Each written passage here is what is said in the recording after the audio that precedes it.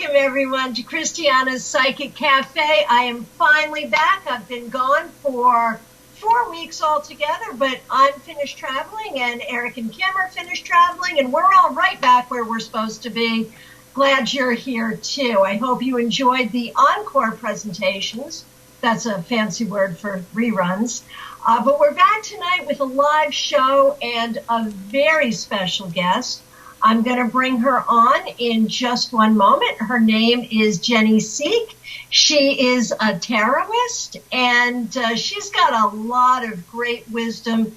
You know, you might say that good tarotists are a dime a dozen. And if Jenny and I keep teaching, there'll be even more of them. But the thing is, a great tarotist really finds their own niche, finds their own way of working with the cards, their own way of expressing what they see, their own way of working with clients to give their clients something unique. We all use the same tool, but we do it in different ways, and I love the way Jenny does it. So I am very happy to bring her on now. Jenny Sieck, thank you so much for being here on Christiana's Psychic Cafe. How are you? I'm really good. Thanks for having me, Christiana. Well, it is so great to have you here, and I have so many questions to ask you. There's so much I want to have you share with our audience today. But before we do that, one of the things I like to do is to start the show with a card of the week. And this really serves a double purpose. One is it's educational. We get a chance to talk about a card, a particular card, and what it might mean to people. And secondly, is we can take it as a little bit of a reading for the week. It's Sunday evening. People are getting ready to go back to work tomorrow. So what can we tell them about what to expect? So if you would join me in this, I am going to draw a card. I'm working with my trusty Rider-Waite deck, and we'll see what we get. And I think what I'll do, I'm just going to put you on the spot right out there. Okay. I'm going to throw it to you first and let you say anything you want to about this card. Sure. And then I'll chime in with some thoughts as well. So let's see what we got. Our card of the week. This is great. Our card of the week, the Chariot. Oh, awesome. The Chariot is about balancing the inner and outer aspects of the self. So it's about moving in tandem and integrating both aspects of the self so you don't get too caught up in your inner needs versus your outer needs. And you can let them flow together and put your best foot forward for whatever you're doing. Wow. I love that. And I just learned something. You know, haven't you found you can work with tarot for all of your life, but when you get together with other tarot people, you hear their take on the cards, and maybe you hear something you've never heard before. That was brilliant. I love that.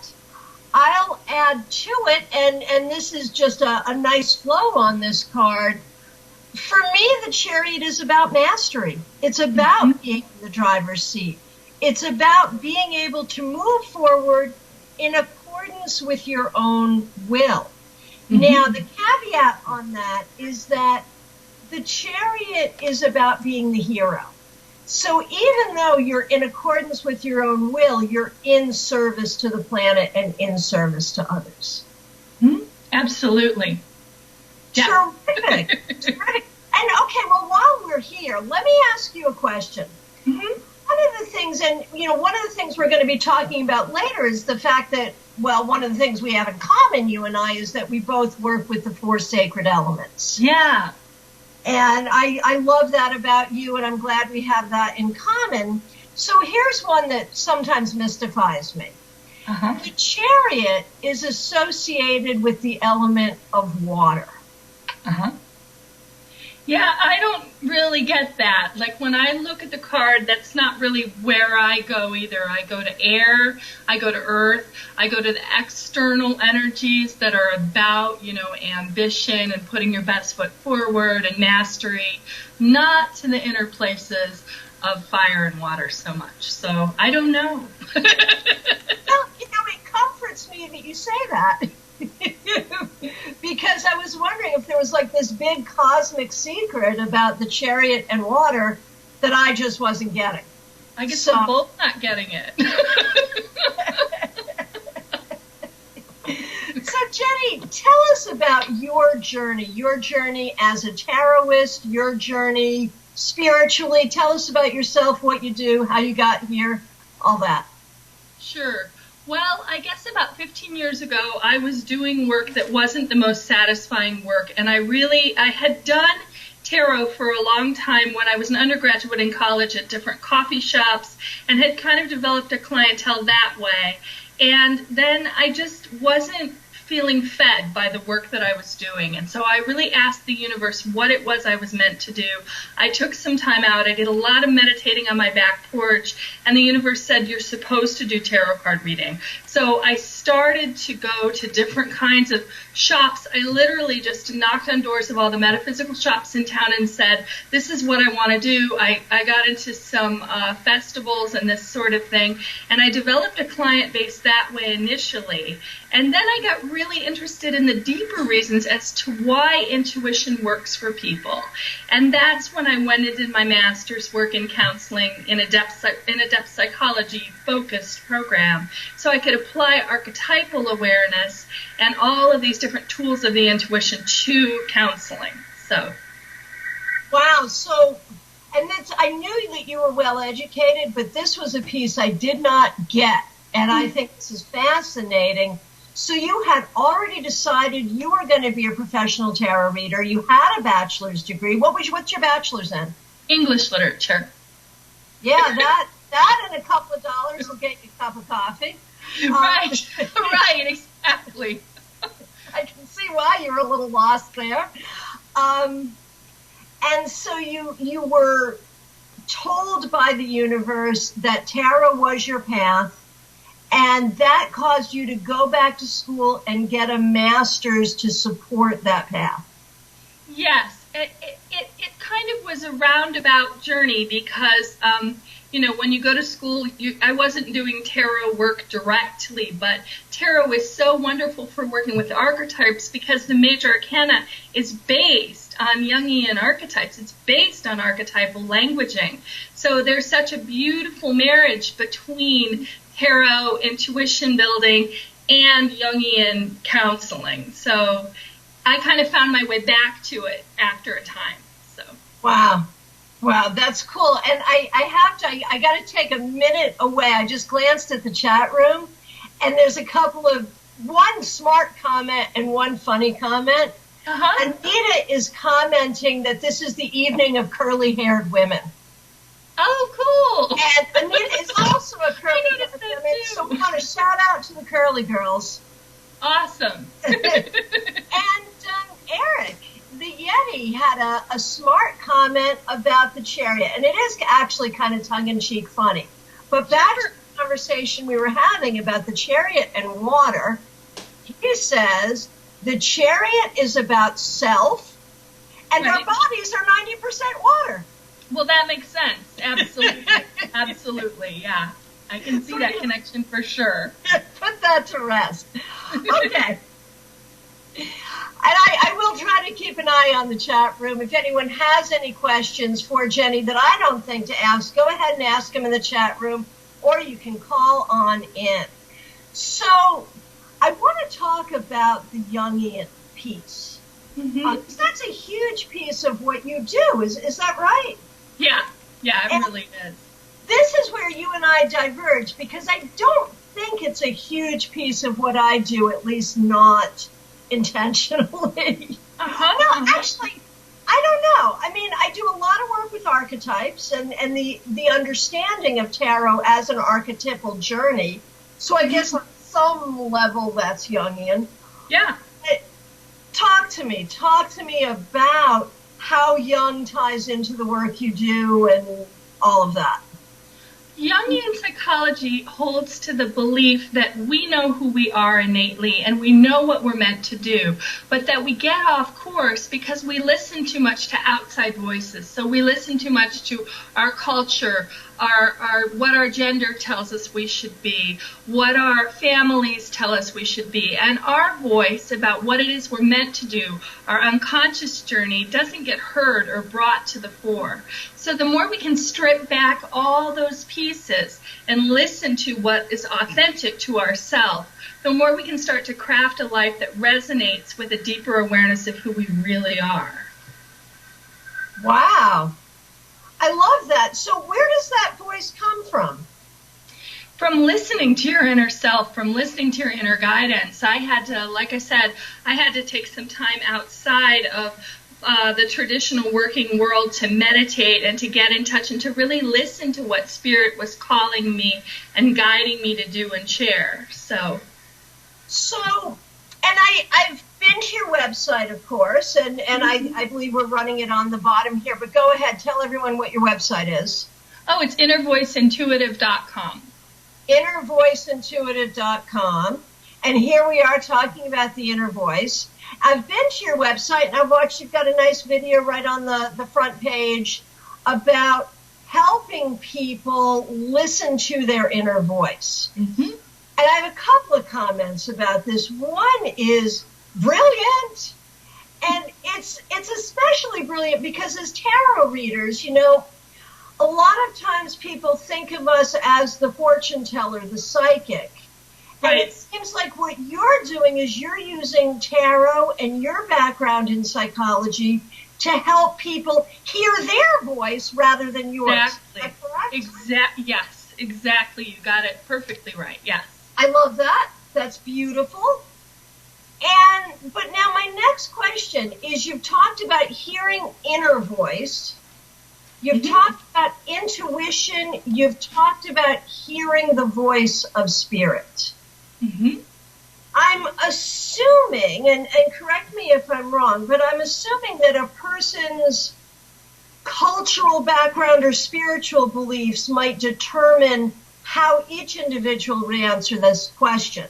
You know, it's like, what is that voice really? Is that our higher self, our subconscious, or is that angels, ancestors? What do you think it is? I think it's a lot of different things for a lot of different people. It has to do with stripping back what you're supposed to do and listening to what's true for you. So that has to do with developing a whole sort of curiosity about who you are and what feels right for you. So for some people it is angels. For some people it is connecting with the unconscious. For me it has a lot to do with connecting with my dreams. For some people it has a lot to do with connecting with their higher wisdom. So all this languaging, I think, can kind of get us off course of the larger question, which is, what is it for you? You know, I mean, the languaging isn't as important. All of those places you can find pieces of your higher self, parts of what your calling is about. So, does that make sense? Totally. Yeah, I love it. And I just want to remind people our phone number here, 615-692-1262. If you have a question for Jenny, go ahead and call in or chat it in the chat room. So, talk to me about how mechanically, if you will, how tarot fits into this process. When someone calls you for a tarot reading, and your goal is to really connect them with their inner voice. Mm-hmm. How do you use tarot to make that happen? Well, it depends on if they come to the house or that sort of thing. I do like basically a psychological assessment, you know. Notice how they're holding their body's energy. Notice if their energy is above their neck and if they're holding a lot in their head, if they're comfortable in their body. All of the sort of things that you would do in a typical psychological kind of an assessment. Notice if they're sad or if their languaging is sad or depressed or negative. Notice if their energy is all about the future. These sorts of deeper noticings that I think any good intuitive does. And then I sit them down and I start to, tell the story about what the cards, and I think of the cards as a map. And then the intuition is the channeled piece.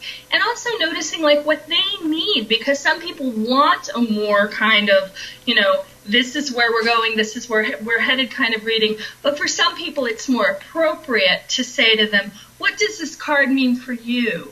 And how do you see this card? So that's all part of assessment as well, and figuring out what it is they're looking for. And then the conversation about intuition is really pretty easy. It's about, because usually what happens is someone who comes to a reader, and I know you know this, is wanting to change something or shift something in their life often, or connect with something that maybe just feels beyond reach. And so that's a conversation about connecting with their intuition on a deeper level. And that's about figuring what hasn't worked for them. So it's about, when did you go off course? When did you stop listening to your inner voice? What did that look like for you? And what happened as a result of that? And then if you were to get back to that space, what does that look like? And what would you do instead? So, I do readings for people. I also do counseling packages where we do several sessions of this tarot counseling kind of work. And it is different, but they're both complementary. They're both helpful in different ways. Well, and that is an interesting thing. And I was, we're both on Facebook. I think that's how we probably met initially. Yes. I was on Facebook in one of the many wonderful tarot groups that I'm a member of. I'm sure you're a member of some of them as well. And there was this really lengthy ethical discussion going on. Mm-hmm. And people, bless our hearts. When we are serious tarotists, we care about ethics. But Absolutely. we have different ideas about what is ethical and what is not. And it became very clear to me that the person who builds themselves as a fortune teller is going to have a whole different ethical perspective than the person who builds themselves as a tarot counselor. Yes. So can you talk about that for a minute? Just, what is tarot counseling? How is it different from, say, the pure sort of fortune-telling aspect of tarot? In terms of my own journey, that's really been something that I've had to figure out over time, and I'm sure you've had to figure that out as well. I do think that there's a tendency to put a lot of power into the reader, and for someone to say, oh, this person can tell me or fix everything, and there's a tendency to want to divest ourselves of our own power or our own sense of empowerment. And I think it's really, really important to empower the client. I'm sure you do too, to empower them on their journey, And so I think that I've had to really figure out what that looks like ethically. And I even wrote a paper when I was getting ready to go into my master's program about why I was going in this direction. And it was because a lot of people come to readers and they expect them to just kind of build up their ego. And that isn't necessarily what they need to know in order to grow or to heal or to share their gifts. And so I really wrote about, I don't want to just be on the other end of having to build up someone's ego, that doesn't help them in the long term. So that's a good answer. You're getting some support in the chat room. Title says he likes that your focus is on self-empowerment and taking responsibility. Yeah. And I think probably we're all in agreement with that. Oh, yeah. Absolutely.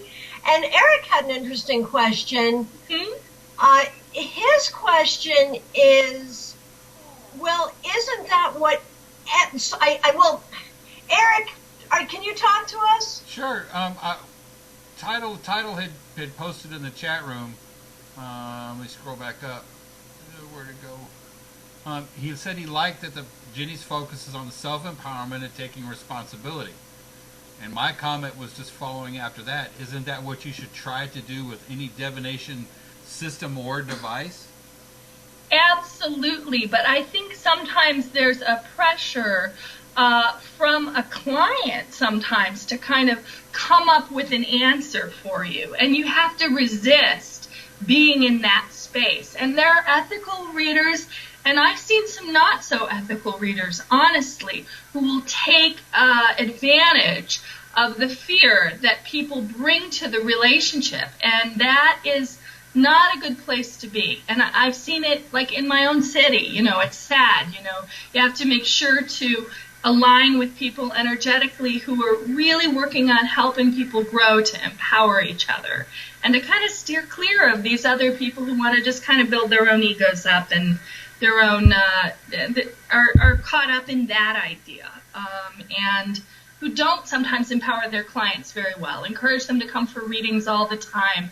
I've sat with people who have said that, you know, someone has said, if you buy a candle from me, I'll light it, I'll end this curse for $400, and my mouth just dropped open. You know, that happens, and that's taking advantage of someone who's in a very, you know, low place in themselves, and you want to help build them up so they never even have to have a conversation like that with anybody, let alone an intuitive, you know. I couldn't agree more. And in fact, I get myself into a lot of trouble with certain communities by speaking out against that very practice. Here in Florida, as well as like in New York and Chicago, it's very organized. Wow. It's a crime ring. It is literally a crime ring. Wow. I never thought of it in that context, but sure. Oh, it is. And in fact, we've got a big one going on in Fort Lauderdale right now. The author Jude Devereaux, who I'm sure you've heard of, got taken in by these people.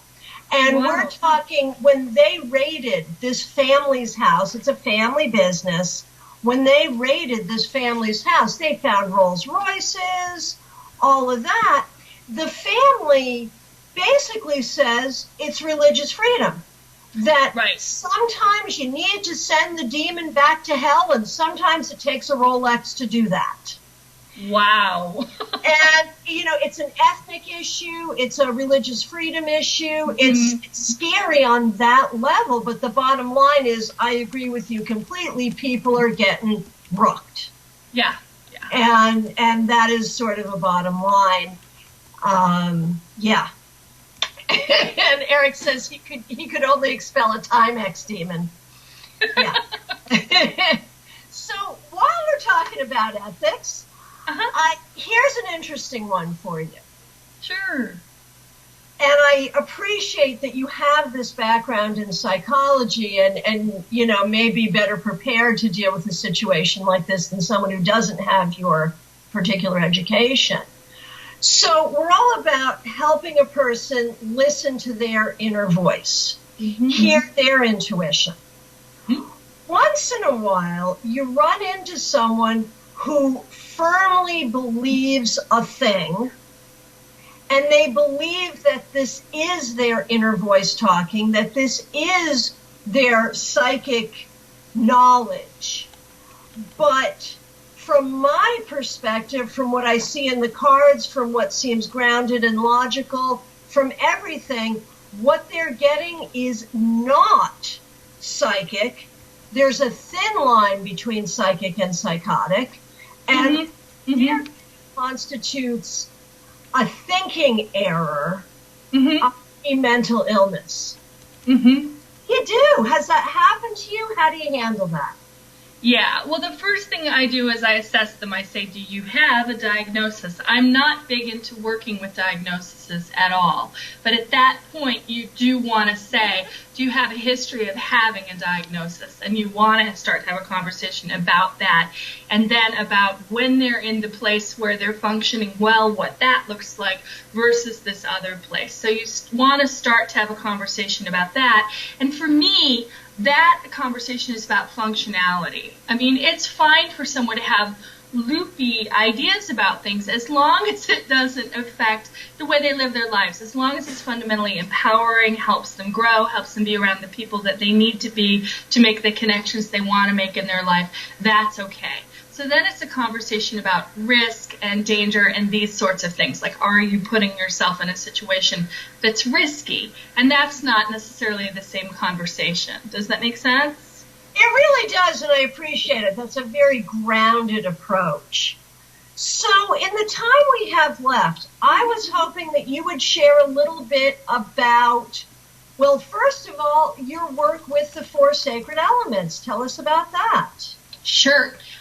When really early in my career, when I was doing readings in bars and things like that, I spent the time just figuring out, you know how for a couple of years you're figuring out who you are as a tarotist and how you want to work with the cards. And one of the things that really spoke to me was the 4 sacred elements and working with the 4 sacred elements and how that shows up in a person, how elementally they have certain characteristics that reinforce earth, air, fire, and water.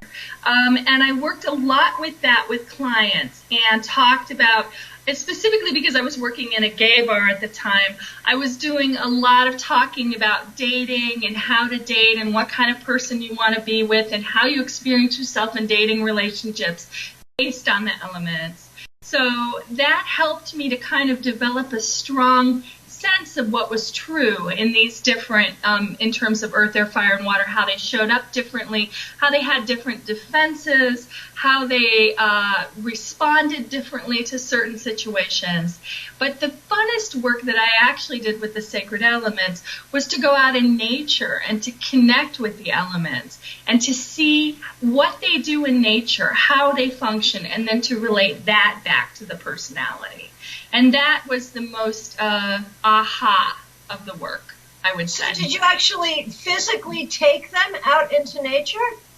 No, myself. Like when I was working on it, I literally would go out and like for myself, I don't have any air in my chart. So I've had to work a lot with the element of air because, you know, your tendency is to be a lot more about internal processes if you don't have air in your chart. And I literally realized one winter that I wouldn't look up at the sky. Like that when spring came, I didn't look up and see all the blossoms on the trees because air was not something that was in my frame of reference. And when I started to do that, my response toward different situations changed. I was more willing to allow more experiences to come into my world from the future and to move more fluidly back and forth.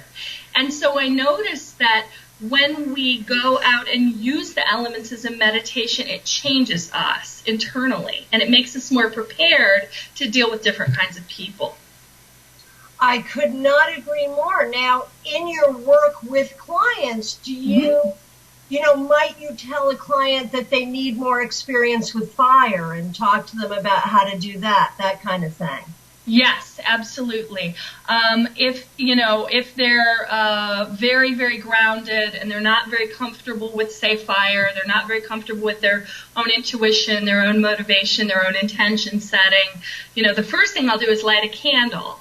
And so I'll literally have the space, have the element in the space, and then talk about how they could bring that element into their life and write lists of things that incorporate that element so that they can actually call it or activate it in their life. And that's a way to shift the energy on a conscious level with the client. So that's wonderful work to do. Absolutely. Now, here's something I am just loving about you. You are clearly uber spiritual, uber ethical, and uber psychological in the work you do. And you'll read in bars. No, I don't anymore, actually. But you did. This was years ago I did, and I still have, like, for Halloween parties and things like that. Absolutely. I love to read. But I didn't want to do it all the time because there were some people who were really drunk, and I didn't want to. I wanted to frame my practice more around healing than that. So it's not something I do on a regular basis. And as I've gotten older, I don't have the stamina, maybe. That's true too. Right. Yeah. Well, let me ask you this, and I've done both, and I want to hear your opinion. Which is generally easier, Gay bar, straight bar? Oh, gay bar, I would say. Absolutely. Absolutely. Yeah. So the connection is easier. Yeah, absolutely a gay bar. Absolutely. Yep. Used to live like 2 blocks from this really awesome gay bar, and they would have me in. They would have me MC their shows, and they would have me into doing things at all of these events. So much fun. Oh my gosh. Last. Yeah. Yeah. Absolutely. But it's funny that we have that in common. It's awesome. And it is funny because, and I do get that as we become maybe a little more serious in our career, as we get a little older or want to focus more on healing, we don't nurture that kind of gig as much as we once did. Mm-hmm. But I also think it's funny, there are some readers who are like, oh, I would never do readings where alcohol is served. Right. I appreciate that you're open to so many things. Oh, yeah, absolutely. So tell us what your business looks like now. Sure. Well, I'm really excited because I just got a beautiful sign that says Inner Voice Intuitive. It's wooden and someone carved it, and I just put it out front, and so that's really an exciting place. I've created a welcome mat with my logo, so I'm doing like the feng shuiing of the space and stuff like that.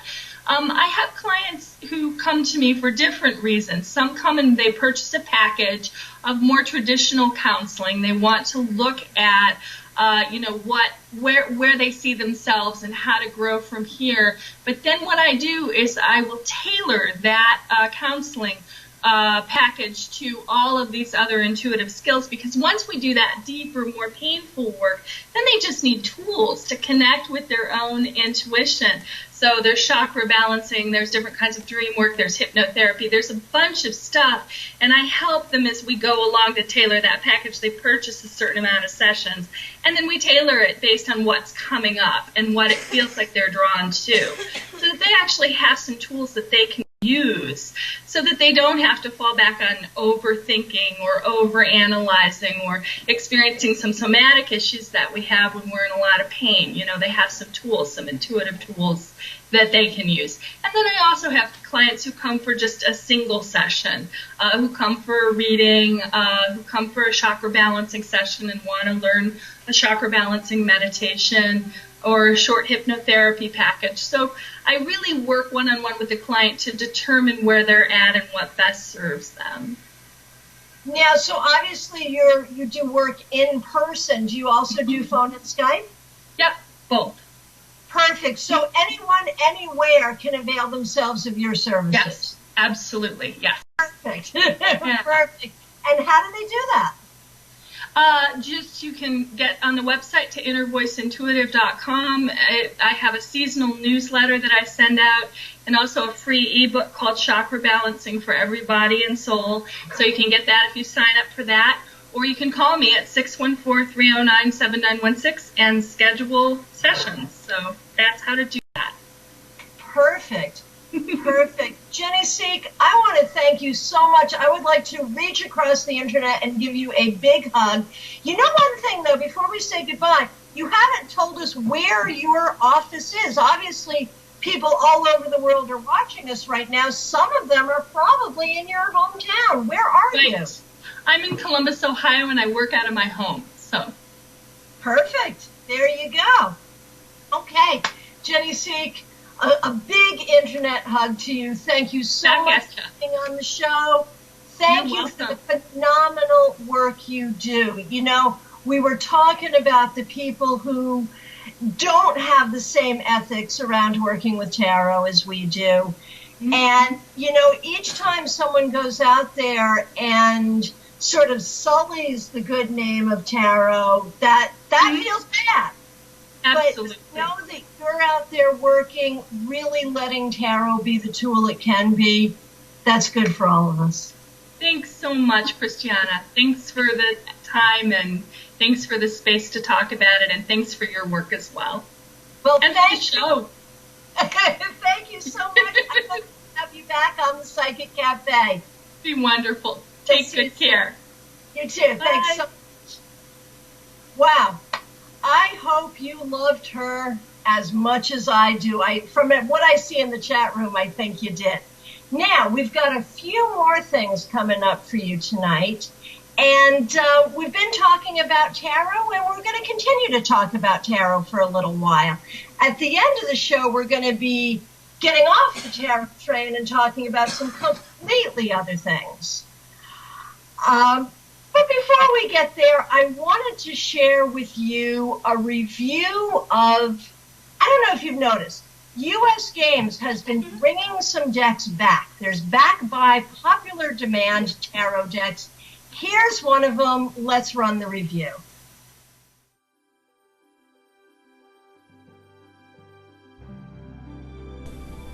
Hi, this is Christiana Gaudet with another video review of a tarot deck.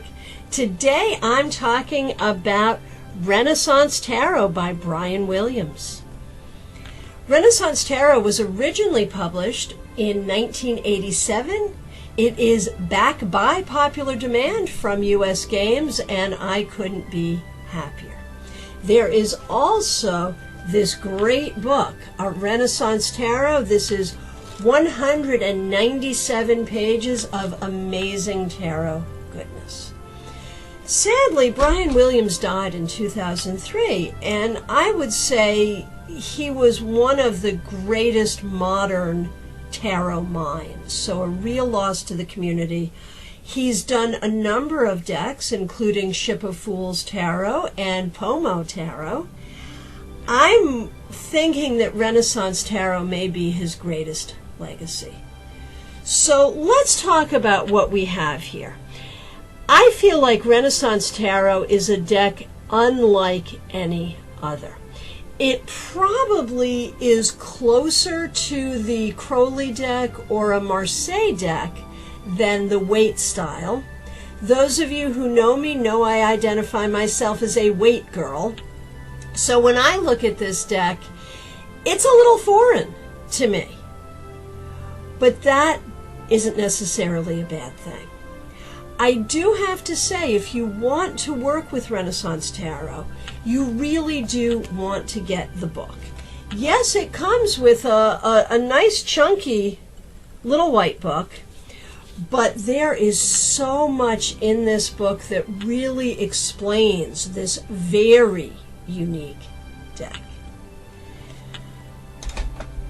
Brian Williams was a student of Italian culture, history, and art.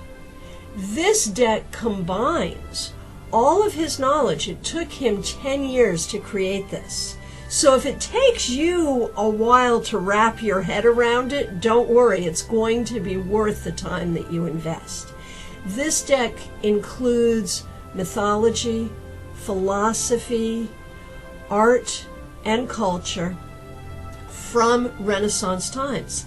And I think it's really interesting that we trace tarot's history back to the Renaissance. This is not a reproduction deck. It could be called an historical deck in some ways, but I think it's interesting that it takes the whole wealth of culture from the time of tarot's birth and really creates this very rich deck.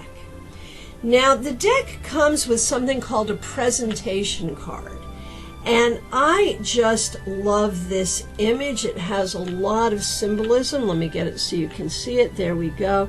There's a lot of symbolism here. The icons in the four corners are parts of the day. We have 4 element symbolism here. We have the man holding the tools of the 2 masculine elements, while the woman holds the tool of the 2 feminine elements.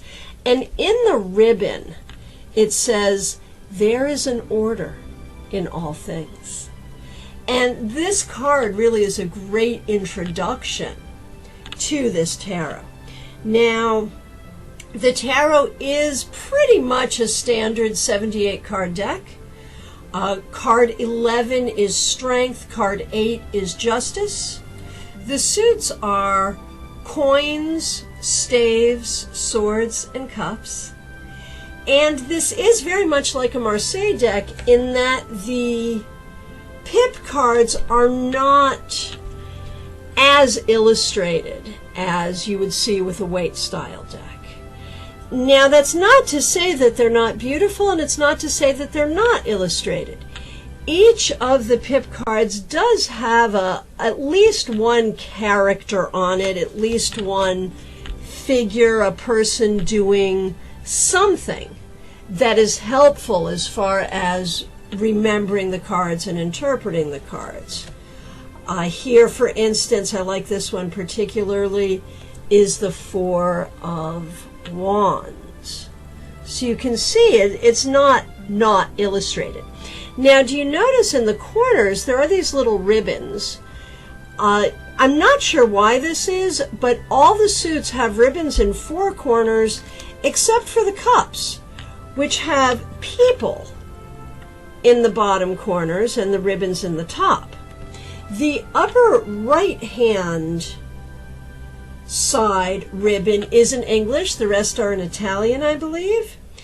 And in all the suits except for cups. Cups is a very different suit in this deck. In all the other suits, there are two English keywords.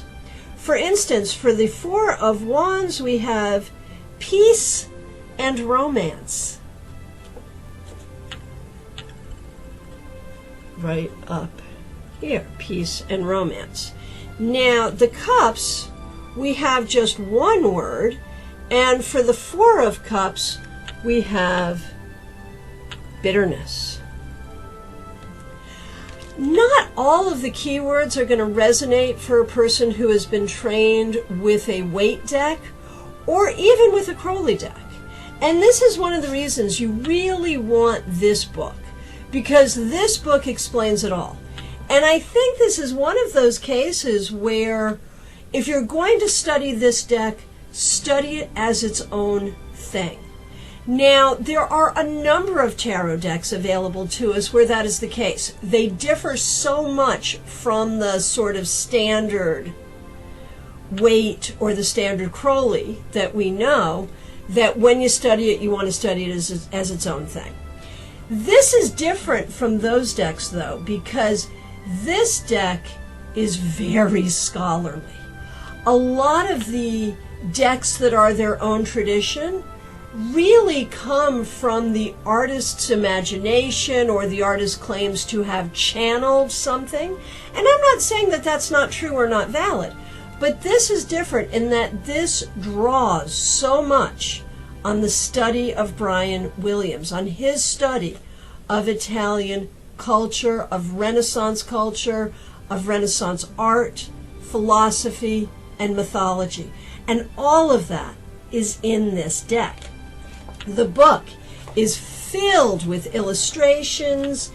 Each card is described in detail. And, you know, detail is a word that I would use a lot to describe this deck. Even when we look at the suit associations for the minor arcana, in most tarot decks we're looking at, just looking at the four elements and that's it. Here he talks about the icon of each suit and all the things that it meant during the time of the Renaissance. So we get so much historical insight into this deck and into tarot as a whole. When you study Renaissance tarot, you will learn so much, not just about how to work with this really special deck, but about the birthplace of tarot, about the mind that gave birth to tarot, and I think it will increase your tarot understanding overall. This book also has some really interesting tarot spreads, as well as some interesting philosophy and mythology that all connects to the deck. So now, let's take a look at the major arcana. I want to show you some different cards.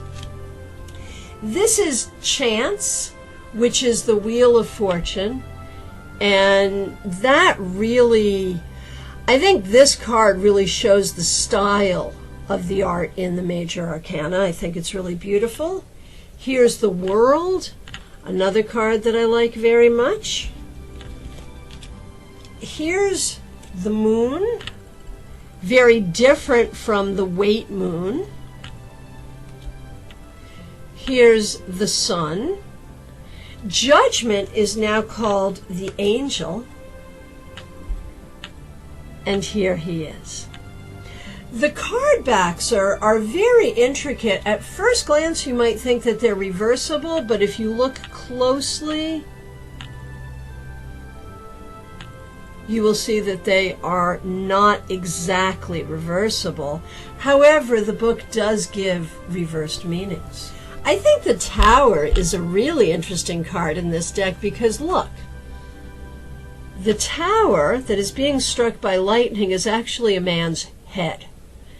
And that brings in a lot of imagery in terms of what the tower really is. And, often it is the destruction of our structure of thinking. So that's just my take on that card. I think that's really very interesting. I think Renaissance Tarot is going to be a fabulous addition to any tarot collector, anyone who's interested in tarot history and historical decks, and anyone who wants to challenge themselves to learn a really intricate, really smart, really beautiful tarot deck. Thank you, US Games, for making this deck available to us once again.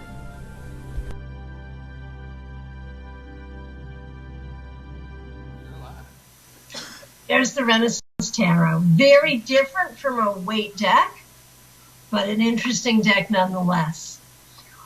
Okay, I have, before we go on to our last thing tonight, I do want to remind you that I do teach tarot on the internet. I do tarot webinars. We have one tomorrow, and in fact, we have a number of them each month. Some are free, some are available at a low cost. If you're interested in those, just check them out on my website. You can go to tarotbychristiana.com and follow the links. Tomorrow, 7 o'clock Eastern, we're doing the second set of 7 major arcana cards. That would be major arcana 8 through 14. These are the cards of finding emotional balance. And that's our webinar for tomorrow evening. Now, y'all know Robin Renee. She does our intro and outro. Every week we have her on the show from time to time. We have a short conversation with her today as she introduces a music video. And we have seen her do all kinds of music on the show. But I don't think you've ever seen her quite like this. Let's let her tell us about it. Let's go now to our video. Robin Renee, it's so great to have you back on Christiana's Psychic Cafe. How are you? How are you? I am very well. You are a regular on the show. Of course, you provide our musical intro and outro and entertain us with many stories and songs and all kinds of stuff. And so it's great to have you and your very interesting hat. Oh, thank you. This is the classic Mutant Mountain Boy look, actually. Yes, it is. And that's something I wanted to talk to you about today. In just a few moments, we're going to be playing a video of you with the Mutant Mountain Boys. And, for those who have been watching the show, we've seen you leading spiritual chanting. We have seen you doing sort of a poppy, folky thing. We've seen you do original songs. We've seen you do an awesome Elvis Costello cover. So, we know that you've got this wide range, but I have to tell you that as I was going through and watching some different Mutant Mountain Boy videos, as well as the one we're about to play, your range has extended significantly. You mean you didn't know I played the spoons and the washboard? I thought that was on my bio. Well, I mean, it's on Reverend Robin Mountain Boy's bio. I guess Robin Renee doesn't put it so much on her press releases. But Reverend Robin Mountain Boy. that's And and I hate to start with this, but you really are breaking yet another racial stereotype here. I gotta say that. So talk to us. Tell us. I assume that when we see you in your overalls and your hat, that you are presenting to us as Reverend Robin Mountain Boy. absolutely. Okay, so tell us about Reverend Robin Mountain Boy. Well, I don't know. I guess your audience doesn't know much about the Mutant Mountain Boys yet, but we are a bluegrass meets Devo band, and Stop! Bluegrass meets Devo. yes, absolutely. How does that even happen? Well, it happened in the mind of Samantha, who is the lead singer most of the time in the Mutant Mountain Boys. I just sing a couple songs, and James T. Quirk sings a couple as well. But Samantha, otherwise known as Reverend Dr. Pastor Prime, is a big, big fan of bluegrass and also of Devo. She really loves Charlie Poole and that kind of old time music. And so I actually went to a Devo band gathering a few years ago, and I saw her sing their song Jocko Homo on a banjo, just solo herself and voice on banjo. And I thought it was the most amazingly wonderful, bizarre thing I ever heard. So a little while after that, she wanted to put together a band, and I became one of the Mutant Mountain Boys, and we just sort of put it together. And another aspect of what we do is we sing praises to J.R. Bob Dobbs, because we are members of the Church of the Subgenius. So, Okay, let's go there. What is the Church of the Subgenius? the Church of the Subgenius holds that slack is the true energy of the universe, and our slack has been stolen from us by the normals and the pinks, So it's really our job to worship J.R. Bob Dobbs, who is the slack master and the head of the Church of the Subgenius. And we we give our money and our love to Bob, and we sing about Bob, and it's a joyous, wonderful organization and experience. Wow. How many of you are there? We are everywhere, and I believe in your heart of hearts, you are one of us. So.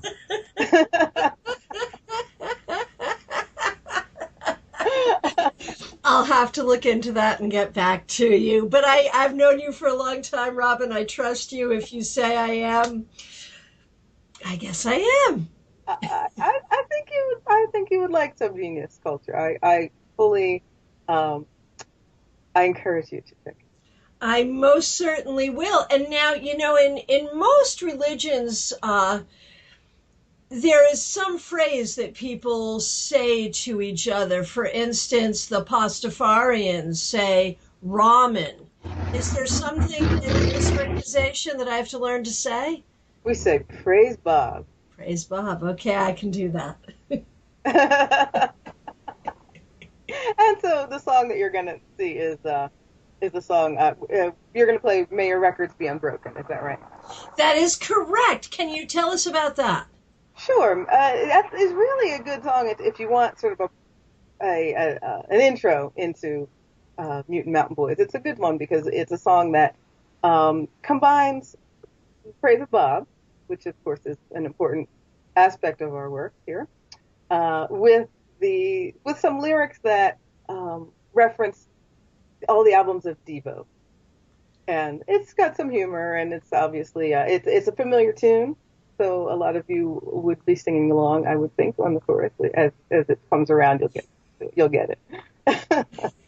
So, you guys have a really interesting niche, I would think. I've noticed in watching some of your videos that the musicianship is really prime. I love bluegrass too, and it's really nice to hear it honored in that way. I'm not as big an aficionado of Devo, but I remember the times and appreciate the energy of that.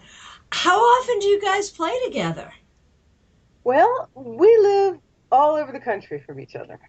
Samantha lived in Tucson, Arizona.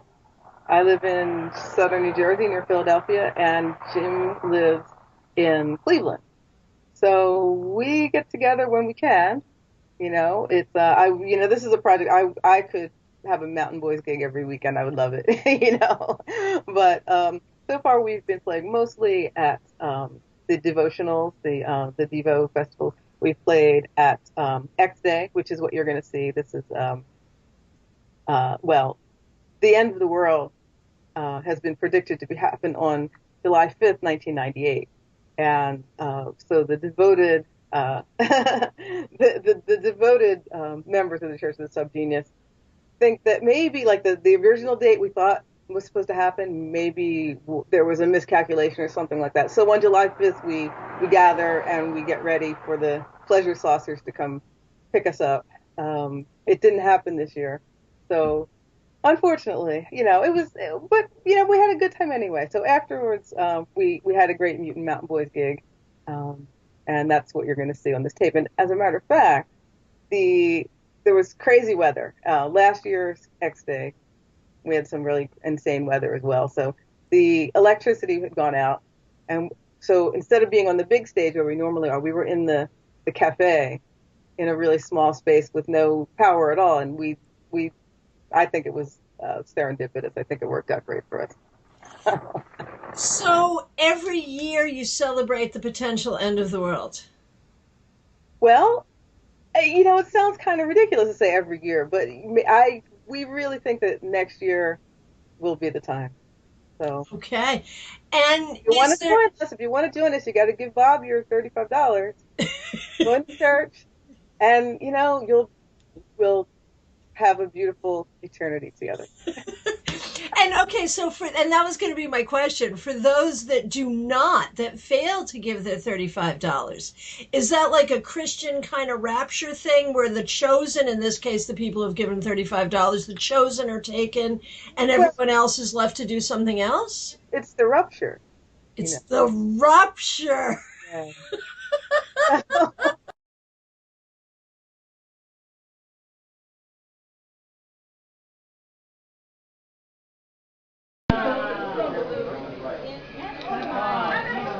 Bob, a little bit of Bob, a little bit of Devo, a little bit of bluegrass. A little injection. Bob injection. She's dressed like the lady in Muppet. Oh yeah. May your record be unbroken. Bye, bye, bye, bye, and bye. There's a vine of heaven waiting in the sky, above in the sky. Well, I played them.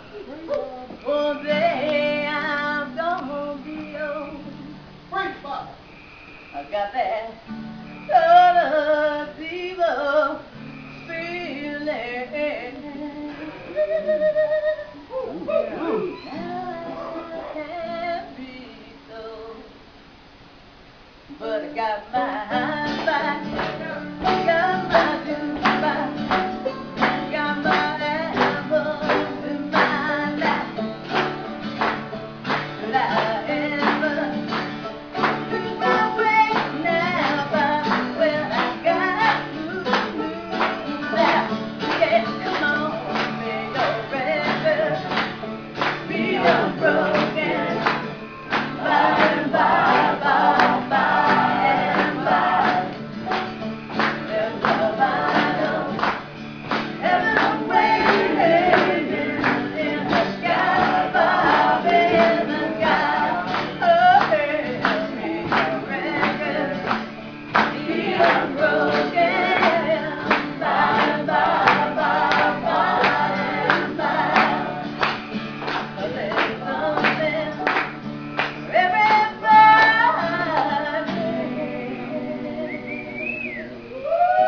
in the sky